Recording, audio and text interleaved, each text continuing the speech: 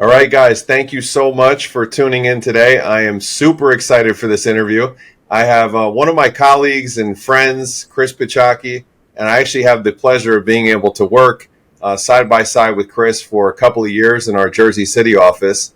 And Chris wears a lot of different hats. Chris is a proud husband, proud dad of two kids, living in New Jersey, obviously, top agent in his company, selling over, are you ready, over 300 transactions last year. And I believe probably almost like 200 million in volume. Living a life by design. He's got the city house, he got the beach house, a little bit of everything. And I think the coolest part of the story that we'll get into is you are a teacher or a previous teacher turned mega agent in Gary Keller's top 100 mastermind. So Chris, welcome to the show today. Thank you so much for taking the time. Thank you for having me. I really appreciate it. Absolutely. So let's just jump right in, man, and let's talk about your background, and let's talk about what got you to where you are today, especially along that teacher journey and how you wound up in Gary Keller's top mastermind and just doing all kinds of cool stuff. Sure. Well, I've worked my whole life. I started working when I was about 3 years old. I was a child actor and model. Oh, wow. I didn't know that, Chris. Yeah. So I worked from about with acting, probably from about 3 to 13 years old. And so I was used to interviewing with people right from the start, and relationships, and understanding the dynamics of, eye contact and developing relationships, and making sure people like you and like what you have to say, and, making sure people trust you and they're comfortable with you. So that's really the way that I, started my life. So I've always been working my whole life. So I've always had a work ethic. And once I was 13, my last film that I did, I was in Big with Tom Hanks, and I was a photo double. It was a great movie. We worked on it for about 6 months. I was the Josh, who was the best friend of Tom Hanks. I was his photo double. So every time Screen Actors Guild laws from California would make it so that Josh wasn't able to work because it was too many hours for child labor laws, I would take over. So at 13, my mom gave me the option. She said, if you don't want to do this anymore, you can do whatever you'd like. I started working in restaurants. I was in 8th grade. I would just, get out of school and I'd take a bus to Laco's restaurant in Jersey City. I worked there for about 10 years. I worked at Cafe Bello in Bayonne for about 10 years. Wow. I would spend my summers at the shore, and I would work in restaurants at the shore.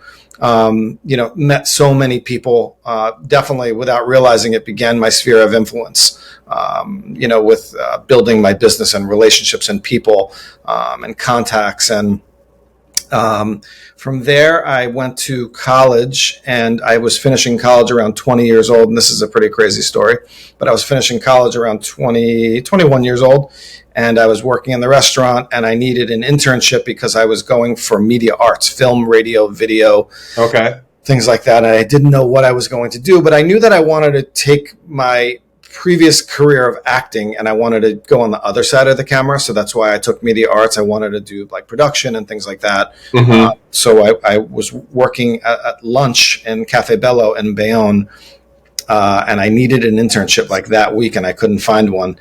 And you needed to close. Yes. And, lo and behold, the planets were aligned, and Regis Philbin walked in. Really? Wow. I waited on Regis, and I told him that I was looking for an internship, and he gave me his phone number, and he said, call me tomorrow. He says, you start tomorrow. And I got an internship. Are you kidding me? Yeah, I got an internship at Regis and Kathy Lee. So I worked there for about a year. I was a production assistant as well, freelance for them.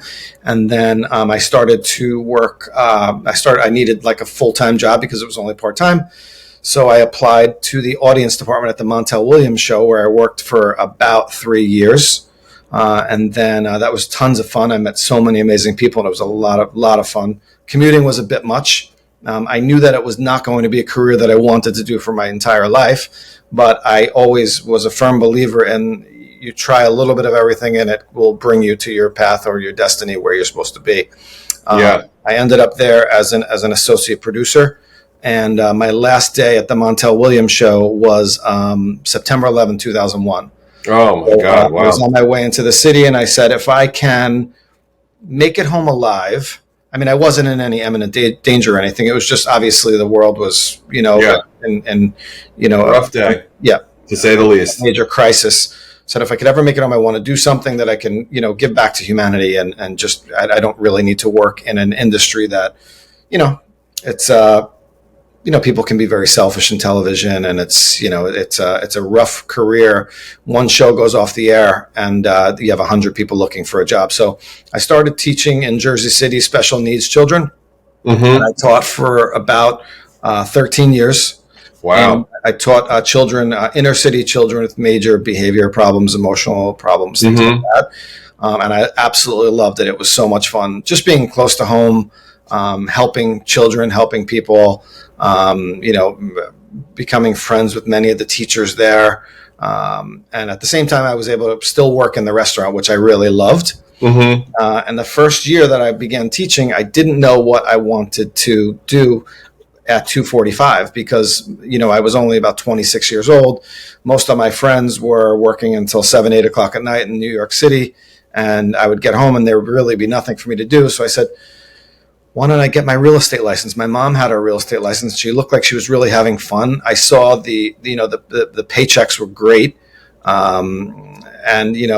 She was on the phone all hours of the night, but she really seemed to enjoy it. And I also just enjoyed kind of going and looking in people's houses and things like that. I've always loved, character, charm, older homes, history. So, relationships, it sounds like, from what I hear. Yep. Yeah. It was something that I started. So I continued to teach. I was working in a restaurant and letting every table know once I gave them the check that I'm a real estate agent, slipping my card when it was appropriate. There you go. About a month into the having my real estate license, I sold my first house. Still have a relationship with the people who bought the house, and I just had this rush as soon as I sold the house that it was just a feeling that like I never had before, and I knew I wanted to continue. So I began, really pushing and making sure that my social media wasn't around then, but I was the social media, but just letting everyone know what I do and that I'd really love to help them. And during the process or the transaction, really making sure that I did an amazing job and that they trusted me and that I stayed on top of the process and that I understood that they had specific needs and that I was always going to answer my phone and I was always going to, make sure that I can try to get them through the process with the least amount of pain or aggravation. And, if you're a good real estate agent or a strong real estate agent, you do take it home with you. It's 100%. It's impossible not to. Yeah. I mean, people, when they go to sell a home or buy a home, they're in a pivotal moment of their life. So, either there's a divorce, there's someone's having a baby, someone passed away, someone's retiring. There's always something, there's always a reason why. So yeah, there's sales involved with real estate, but it's also, there's an emotional point in their life that they need to get through. And sometimes people really want you to be there for them and they want you to understand where they're coming from. And the teaching part of it really helped me incredibly with dealing with people in high emotional moments, because I would have children in the classroom who would be very, very angry at times. And I learned how to de-escalate issues with people, which helped me with my, definitely helped me with my real estate career. But after I realized that I really loved it, I would stay in the office until like 12 o'clock at night, just like folding letters and sending letters out and looking for different neighborhoods that I wanted to really start a farm and really hitting these neighborhoods. And I'm now in the business for about 21 years. I still hit these same neighborhoods. So I was definitely consistent with it. I would take money from every single sale that I had, put it aside, and utilize it for marketing to try to get more business from, the previous sale. Yeah, we're going to jump into market share too, because I know you have some incredible market share stats. The one question I have, because I think a lot of people need to really hear this, right, is how long did you do the dual career? Because I also did the same thing. And for being a full-time teacher, and you're saying you're going from 10, 11 o'clock, 12 o'clock at night some days, you must have been doing, 15, 16-hour days? A lot of Yeah, days? so they were long hours. I would start teaching at 8, and then I would be done at 2:45. Okay. And it was a lot of juggling. I mean, if I had a prep, for the most part, I would have to really take care of my schoolwork. But my lunch breaks were just filled with returning calls. I would zip out of the parking lot. I'd go to like McDonald's or whatever and get like a wrap or something quick to eat. And I would just return all my phone calls and try to untangle any issues that we had going on with transactions. And it was hard because, I couldn't be there all the time, and I would try to schedule things at night, and it was very, very stressful. It was definitely taking a toll, but I knew that I was doing both careers. But while doing both careers at the same time, I needed to kind of think of which one would give me more freedom, because we had small children at that time, and would allow me to spend more time with my family. Take care of my children, take them to sports or whatever other activities, or help them with homework, because my wife is also a teacher, and she's still a teacher. So, I was able to have the comfort of obviously having the benefits through her, which really, helped. For sure. I How knew. long did you do this for, Chris? How long did you juggle for? So I started teaching in 2001, and I left in about 2015. And when did you get licensed? I got licensed in 2002. Oh, dude. So you did it for 13 years. Yeah. And I mean, there were years that I was doing 30, 40 million in volume as a teacher. So it was a lot of management. And, my nights were filled with returning phone calls and untangling issues, and my weekends. And my wife was very patient. She was always with my children. And it takes a strong spouse in order to get through that, man. I know exactly what you're talking about. And we talked a lot about this in previous episodes. And just for the listeners that may not be in real estate sales, maybe your real estate entrepreneurship, maybe your personal health development, I just want to put this in context, because Chris just kind of said that real smooth, 30, 40 million in volume while still being a full-time teacher.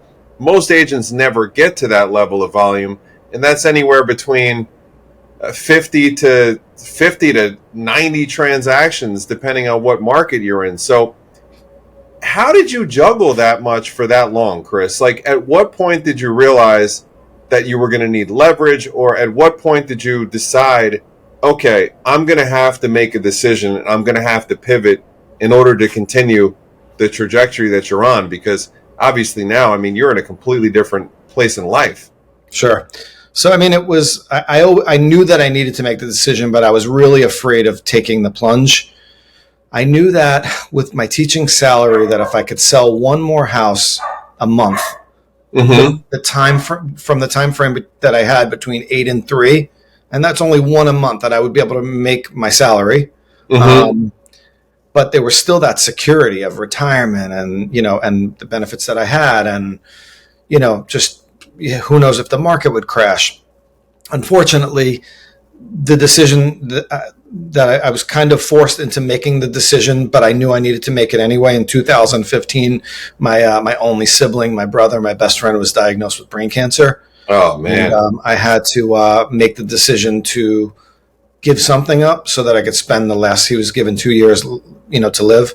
So I had to decide what I could give up to spend more time with him. And I spent the last 2 years taking him to, along with my other family members, taking him to his cancer treatments and his chemotherapy and his radiation, and just spending time sleeping over his house, things like that. But God bless, brother. I got to leave for 2 years. And right at the time that the option for the leave was up, he probably had about a month left to live. And they said, "Do you want to come back or not?" And I was able to realize that I was able to figure the business out and manage, to make more money than I was making before when I was dual career. With that last month, I knew I wanted to spend that last month with him. Oh, man. So I just I jumped in full time, and I just said that I'm not going to go back to teaching ever, and I'm really glad that I didn't. Because I was able to create a really amazing life for myself and for my family, and I owe it all to my brother, because he helped me make that decision. So I always think about that, how grateful I am that he gave me that opportunity. Yeah, man. I can feel like the the vibration or the presence, I'm sure that he's looking down on you, man, proud about the decision you made and the time you guys spent. So that's incredible. Wow. All right. So you did, let's see, you're almost on about a decade of going full time in on real estate. What would you tell the people that are currently going through that situation, right? Where they're spending the time of doing the double duty, but they're just not at the point where they can make that decision. Besides the situation with your brother, and let me back up a second. Let's say if the situation with your brother didn't happen, would you have done that anyway at some point? I don't know. I know Okay. that I wanted to, and I thought that it was the right thing to do, but I often have difficult times making decisions. Mm-hmm. So like I'll fret a lot and think. So Mm-hmm. I don't know that I would have taken that plunge, to be honest with you. Okay. All right. Well, let's pivot here. Let's talk about some of that market share domination, right? From everything that you heard now, or from everything that I just heard, and learning more about you today, which is why I love doing these interviews. You grew this via relationships, right?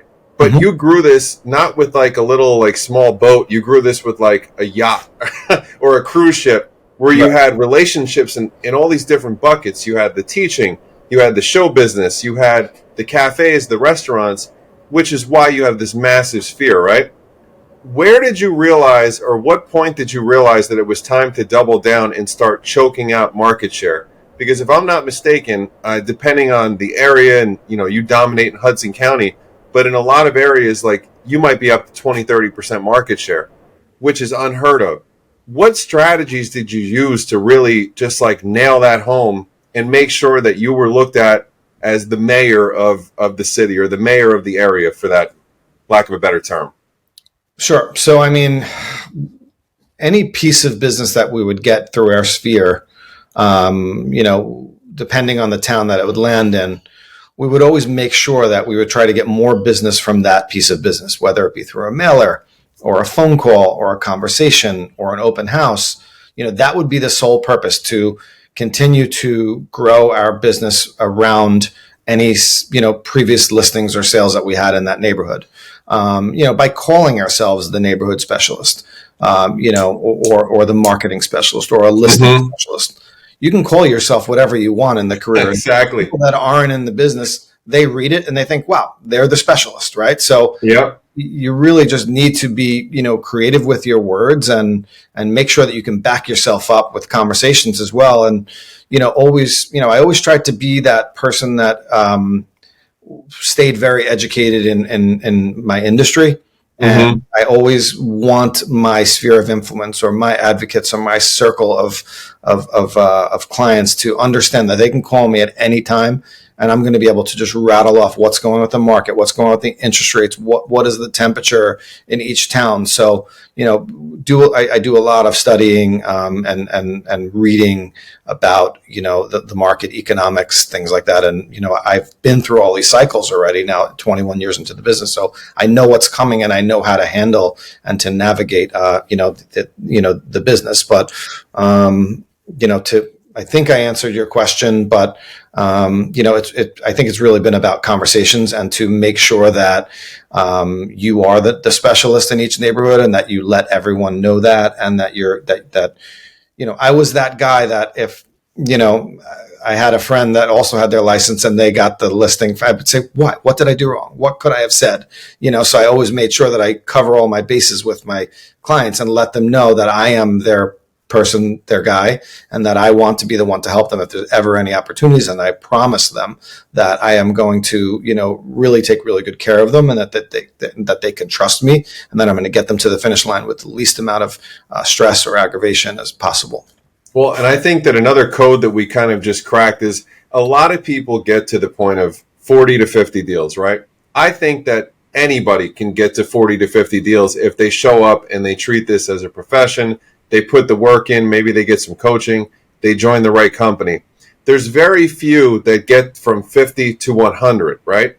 Now, the pool even gets even smaller when you're talking about 100 to 200 to 300 to 400.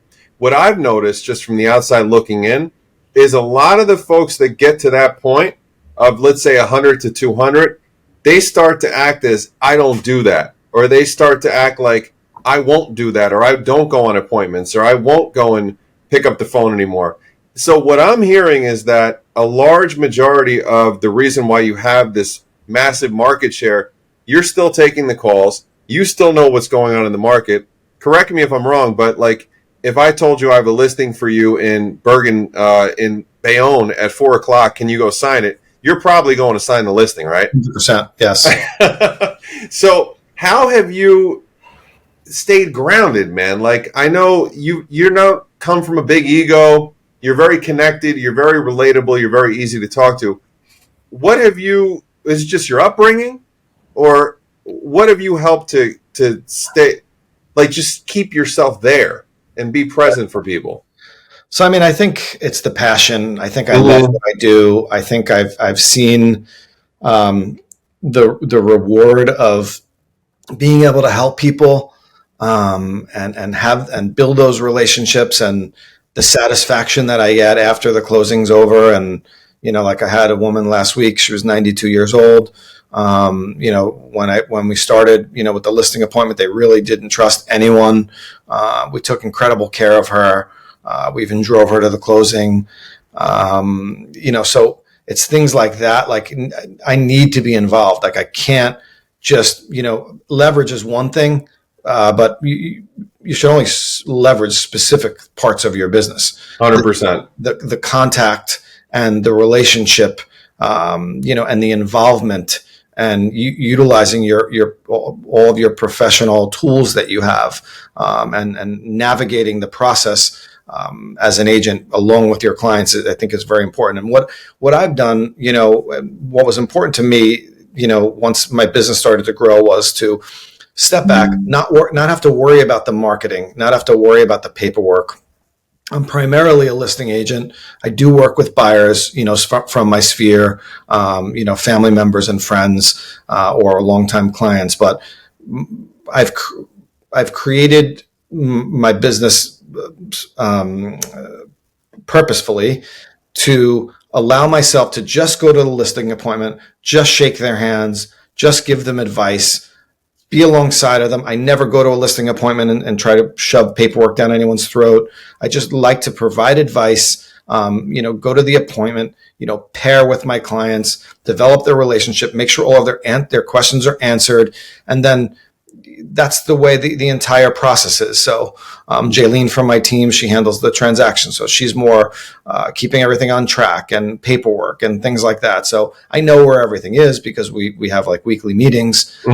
But, and Jessica's handling more marketing and steering, the business in the right direction and making sure everything is addressed and everyone's happy from the marketing aspect of it. But, it's just about really, making sure that I can set myself apart, and it's not just a salesy type of thing, because it's not that way for me. It's more about a friendship and a relationship, and making sure that I can make them feel really good at the end of the day, and know that we acted in their best interest. And, I could say 21 years in business, we've had, hundreds of transactions each year.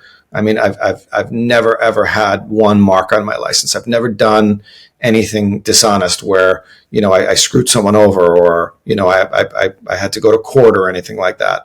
I've always really tried to make sure that I covered all of my bases, and that I acted, with the utmost care, and followed all of the rules with my licensing, and made sure that, when a dual disclosed situation, when I'm representing the buyer and the seller, that I'm really careful. I always tell my sellers, if you allow me to act in the capacity of a dual disclosed agent, I will be, I still owe you that fiduciary duty, honesty, loyalty, respect, but I am going to be a delivery person. I am not going to answer any questions without asking you how you'd like me to respond. You can get yourself into some situations with dual disclosure. Yeah. If it's handled the right way and you're cautious and you follow all of the laws, that you'll be okay. Integrity is everything in this business, man, and kudos to you. That's an incredible run. All right, let's talk about coaching and accountability. So I know that you're big on coaching. I know that you're in Gary's mastermind. Just talk to me about the impact that that's had in your life and your business in general. Sure. So I joined Keller Williams in the end of 2019. My business doubled the first year I was at Keller Williams. Wow. I didn't know much. I mean, I knew how to sell houses and I knew how to have relationships, but there's so much more to it. And when I read the MREA on my first trip to family reunion, I think that was 2018 or 19, down to was that New Orleans? New Orleans, I was going to say. Okay, yeah, I was there. When I read that book, I was just mind blown. And I remembered I was with, a different company. And I remember when I joined Keller Williams and I realized what the sharing culture was really about. I remember going back to my room and I needed to sit on the bed and just decompress because there was so much information coming at me. And I couldn't believe the information that people were sharing and the ideas. There was just so much that I wanted to implement. And we did implement everything that we, thought was important. But, the first, I don't know, I think it was the 6 months into being with an agent with Keller Williams, mm-hmm. I got an email that I was in Gary Keller's top 100 for single agents at that point. And I sent it to our then team leader and had asked if it was like a joke because they had all these statistics, and it wasn't. And I was invited to a mastermind with Gary and 99 of the other agents at that point. And it was an incredible experience. I mean, then we hit the pandemic right after that, literally. We were in New Orleans at that meeting. We weren't in New Orleans. I think we were in Texas at that point. Okay. And that was in February, family reunion. And I gotten back and, March, the pandemic began. And I met this network of incredible friends who mm-hmm. helped me get through the pandemic. We helped each other with our businesses, sharing ideas, and, just a quick phone call or a Zoom or a messenger group that we still have going on that we talk every single day, just sharing ideas and what's working, what's not working, what's the pulse of your market, what have you done creatively to get more business? I mean, because everything's always evolving. I mean, these ideas that I had 2 years ago, they don't work anymore, right? Oh, yeah. It's constantly having conversations, reinventing ideas, understanding the dynamics of the market. So that mastermind has helped me out incredibly. It's an extremely useful tool. And I keep those relationships really close to me, which have turned into referral relationships and getting tons of referrals. That's a whole different business. And if you want to develop a referral-based business, there's some very systematic ways that you can get referrals. And it's something, a little project that we're working on right now, which is incredible, which is very, very cutting edge, and different. It's super, super exciting. We basically have about 30 people in a referral group that I have right now. And we hired a virtual assistant to search every single group, referral group that's out there, small or big. Everybody has the list of the referral group. Everybody becomes members of this referral group. And in order to get into the group, you have to read all of them, look through all the members in the group and see if there's any conflicts of interest, if you would or you would not refer them, if you agree that everyone in the group you would refer. The minute any type of referral request comes in, someone in the group or the leader of the group will put a post with a direct link to the person that's looking for a referral. Then everyone fills in. So if you have 30 people in like 5 minutes, it's easier to get the business, right? And then you always want to pick up the phone, besides just an inbox, besides a text message, pick up the phone and just get that person on the phone and let them understand that you are the right choice. And lots of times they'll just shut down that post. They don't need to speak to anybody else. So, the faster you can get to it. So that's been great. The referral business has been amazing. In terms of coaching, I did coach with a MAPS coach for, probably about 3 years. Mm-hmm. My business definitely grew a ton. Mm-hmm. It was very, very helpful. And I learned a lot and really set up the structure of our business very differently. And coaching really enables you to look at your business from the outside in. Mm-hmm. If you're in your business every day, sometimes you can't recognize the problems or how to fix them. Yeah. So, having a coach really helped me realize all of those things. Just last November, I decided that I needed a break from coaching because, I had an incredible coach, but at some point you get to, a level with that coach that, you feel like you can't really grow anymore. Yeah. I felt like we were talking about the same thing on our calls week after week. And part of it was me too, being resistant and not, wanting to push anymore with certain things. But coaching is incredible. Coaching will help anyone grow. I'm going to be planning on starting to coach again now after having that, 7-month break. Because we all go through seasons too, right?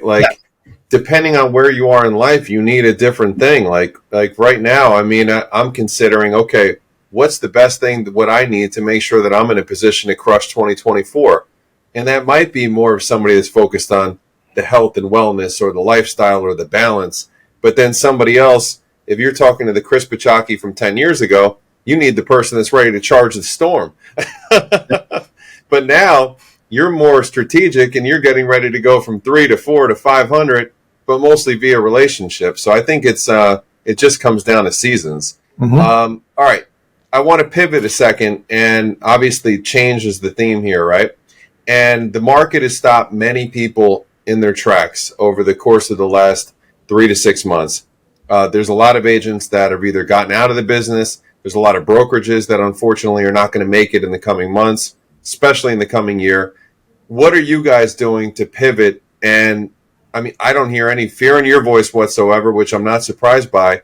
But what are you doing to get ready for the market that's coming around the corner? And I ask this because I have an incredible interview tomorrow that I can't wait to release as well, with a gentleman by the name of Michael Zuber, who talks about one rental at a time, and he's very in tune with the economics behind what's coming. So how are you preparing for not the shift? I'm tired of calling it the shift, but just the new world that we've now entered with the low inventory market, the high rate environment, and the high inflation market, obviously. Sure. So, we're definitely working on pumping up our social media. We're going to start, some videos. We are doing weekly mailers to all of the listings that we either have under contract or that have recently sold. In my market, mailers work. They may not work everywhere, but, my market people like to read letters. So we send out, lots of letters, which is helpful. And we are also prospecting. We prospect every Wednesday. My team, we get together. We have like a prospecting menu. Everyone gets to choose whatever, however they'd like to prospect for that week, whether it be awesome door hangers, or just reaching out to the sphere through like social media or, Mojo, making phone calls, circle prospecting, around any properties that we recently sold. We use LoopNet, and we use Crexy. So we go into our commercial database and we call all commercial clients, trying to put people on different drips for things that they like. So anything that, can produce business in the future, we do that as a team together every Wednesday. You can't allow fear to take over. You have to really, maintain a strong mindset, and basically, I lost my train of thought. You can't allow fear to take over, and you have to keep a strong mindset. And I hear is activity. Yep. So one of the things that I'm, proud of, is that, we are a strong team and that we know the market, and we know we're very professional, and we have amazing processes that people love. We're always trying to get, more and more reviews. Reviews help. Asking clients, can you refer me to a friend or a family member? Also understanding that in this market, there's going to be a lot of people leaving the industry, which is going to create more business for us.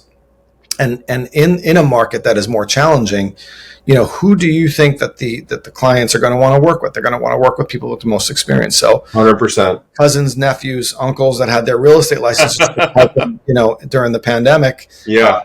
Taking those listings away from, agents who are full time.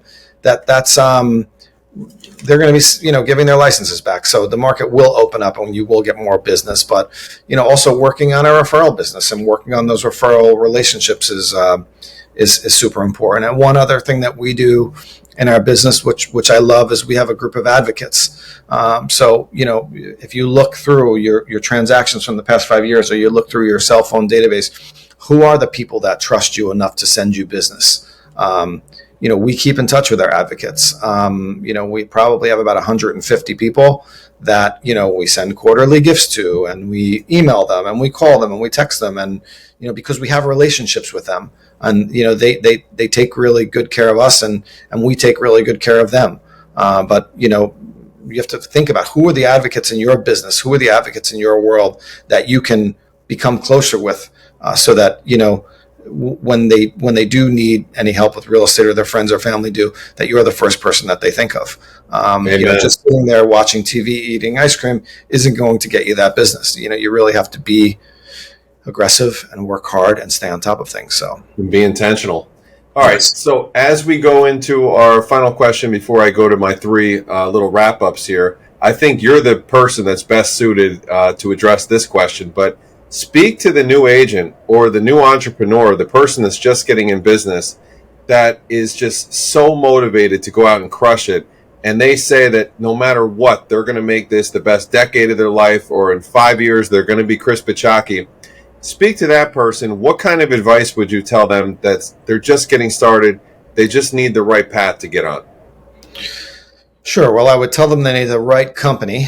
I would tell them that they need the right training. I would also tell them that be prepared potentially not to have a paycheck in 6 months, because, there's a lot of disappointments. It's very hard. It's very challenging. I think that they have to figure out who they really are deep inside and why they're doing this, and whether or not they're passionate about it. And I think that they need to figure out what angle are you going to take in your business to be different, to stand out. What lane are you going to ride in to really grow your business and be consistent? Do you want to be that educator? Do you want to be the person that's always just letting everyone know a little bit more about the market? Do you want to be the funny guy on social media? Do you want to be someone that is joining different organizations and the networker? There's lots of different ways to grow a business, but you have to figure out which way that you're going to choose. And you have to be aggressive, and you have to work a lot of hours. And if you're not waking up thinking about real estate, and you're not going to sleep thinking about real estate, it's not the right business for you, because you can't just kind of, work a little bit and expect for a big reward. Action creates reaction. The reaction is the business. And you have to take every piece of business that you have, every relationship that you have, and utilize that to catapult yourself to the next level. And you cannot give up. You have to push, because the more people that see you on social media pushing, or in person, the person that's aggressive, that's the person that they want to work with. So you need to show that you love it, and you need to show that you're willing to work really hard, and that you never give up, and that you're very intelligent, and that you're trustworthy. Being trustworthy is huge too. If someone feels like they can't trust you, and that you're a sneaky person, you're never going to make it in this industry. Not a chance. And one of the things that I tell people, even that want to join my team or join my world, or even the brokerage, is dabblers get crushed, right? And especially in this market, in this environment, you cannot dabble. You have to go all in. You have to put the work in, and you have to be willing to just put the time in. It's not even just put the work in, but things happen over time. And I think that the people that recognize that and realize that it's not just going to be a flash in the pan, it's not just houses are going to fall from the sky and magic commission is just going to rain on them. But if they really commit and they put the time in, the sky's the limit in this business, and you're living proof, man. You're 21 years in. So you've got me by almost a decade. Wow. Yeah. All right. Last three questions, and I'm going to pivot on the first one. Sure. Only because you told me about Regis and Montel, right? And I think that the listeners would be very disappointed if I didn't ask another follow-up question to this. Sure. So it brought me back to my childhood, right? So I would spend summers with my grandparents for the most part. While my parents were working, we'd be over there during the day. And Regis was always on, Regis and Kathy Lee. I know we watched Montel. And they were extremely high performers, right? Regis choked out that market for, I mean, you probably know the answer to this. I don't, but I would assume at least 30 years, right? If not longer. Yep. What was it like getting in that guy's world, even for just a year? It was very inspirational. Just really, really cool to be around all those celebrities. My job was a pretty cool job. So I worked in the green rooms. So the green room is like behind the stage where the celebrities come before they go on the show. So my job was to make sure that they were happy and that they had everything that they needed. I mean, you couldn't go up to these celebrities and oh, can I have your autograph for my aunt or my cousin? Like they want you to treat them like normal people. Mm-hmm. But just, Regis, I mean, was a really cool guy, hard worker. I mean, they worked out early in the morning. They were very, very funny. Had a great time while they were working. Seeing the production of the show was really interesting too, just like from behind the scenes. Mm-hmm. But I was starstruck all the time. I mean, then I was with like NSYNC and Bill Cosby and Tony wow. Danza and whoever, came on the show, Ashton Kutcher, before he was even famous. I mean, he was on the show, like when he did his like first, small movie. So, mm-hmm. It was really, really amazing and very, very inspirational. I definitely learned a lot from it, how to, take care of people and get them to trust you. That was also part of that, industry, because they didn't want you to give anything, tell people what they were saying behind the scenes. So, to develop those relationships was important, to me, that they trusted me as well. But that was tons of fun. That's awesome. Yeah. All right. Next one is any tips for real estate entrepreneurs that have young families at home? You did this, obviously. You were juggling both jobs for quite some time. How did you help to balance that, or what did you do to balance that, to still maintain the relationship, still maintain the connection? Because from what I know, you're a very present dad. I believe you're at the beach right now, spend a lot of time with your kids. So how did you focus on balance and not just wind up burning down the whole family? Yep. Well, my hands still smell like crabs and fish because about an hour ago, I was just in a crabbing tournament with my son and my daughter. That's awesome. Of course, I was the one that has to put the bait on and take the fish off and do all that stuff because no one wants to go near it. They just want the prizes that come along with the tournament. See, it sounds like my son. Yeah, I mean, so it's I schedule my family things first. So what I'm going to do with my wife and my children, that comes first. And then, whatever business that I'm going to need to handle is built around that. I've never missed a sports game of for my children. Never missed a play, anything like that. Like that, to me, has always been, priority. Sure, there's definitely some sacrifices. There were nights when I wasn't able to be home for dinner, and things like that. And my wife has been incredible with, supporting me, in that way, especially when the kids were younger and, changing diapers and the kids were up all night long and, things were a lot harder. But really having a balanced life, I'm not going to lie and say I'm like this guy that gets up and, does yoga and works out. And, I'm probably the last person that I take care of, which isn't the best thing either. But we're always working on a balance. We're always working on trying to be the best that we can be, and have a balanced lifestyle. And it's, we're always just trying to figure that out. So, but, I guess the most important thing is that my family, comes first before anything. I love it. I love it, Chris. All right, look, man, we're going to wrap up on that. I want to be able to get you back to the beach or wherever you guys are going to do today. So for everybody that's listening, can you guys let everybody know your area of coverage, how they can reach out to you and how they could just help connect with you? Sure. So primarily, my business is in Hudson County. So that's Jersey City, Bayonne, Hoboken. We work in Union City, West New York.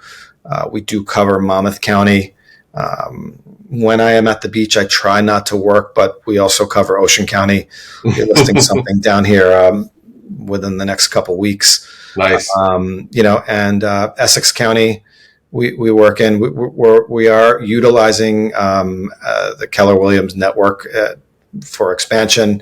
We've been expanding our businesses to other places. We have worked in Bergen County as well. So,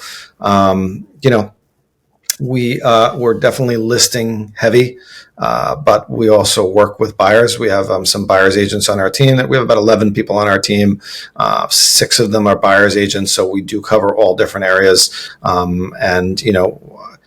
Everyone is really trained with, my ethics, the ethics that I carry, my integrity, and, making sure that we have very client centered businesses, and that we really, care for people and their families and the result of the transaction. So, should you have any, referrals, to specifically Hudson County or any other areas that you don't have relationships with other agents in, we would love to help your clients. And I always tell referring agents, we promise to make you look good. And, we always do. So we're happy to take any of your referrals. And I appreciate this opportunity. Greg, this has been really great. Awesome. Thank you so much, Chris. I learned a lot about you today, man, and I greatly appreciate the time.